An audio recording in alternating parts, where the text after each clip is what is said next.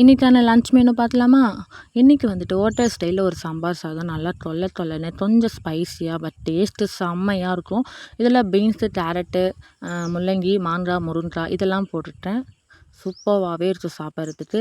Recipe வேணுன்னா சேனலில் check பண்ணி பார்த்துக்கோங்க. நெய் வந்துட்டு உருக்கி சேருங்க குழந்தைங்களுக்கு. ஏன்னா பெரியவங்க அப்பயே சொல்லியிருக்காங்க, நீர் சுருக்கி மோர் பெருக்கி நெய் உருக்கி அப்படின்ட்டு. நீர் சுருக்கினா ஏன் தண்ணி கொஞ்சமாக குடிக்க சொல்கிறீங்க அப்படின்னு சொல்லாதீங்க. சாப்பிட்றப்ப தண்ணி கொஞ்சமாக குடிக்கணும் அப்படின்ட்டு.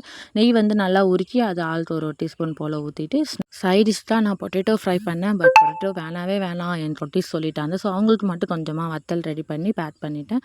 ஸ்நாக்ஸுக்காக கொஞ்சமாக வள்ளிக்கிழங்கு வேக வச்சு அதை கட் பண்ணி அவங்களுக்கு கொடுத்துட்டேன். அதில் சுகர் ஆட் பண்ணிடலாம். ஆல்ரெடி அதில் லைட் சுகர் இருக்கும். ஸோ அதுவே ஓகே. தோலெல்லாம் உரிக்க தேவையில்ல, அவங்களே உரிச்சிப்பாங்க.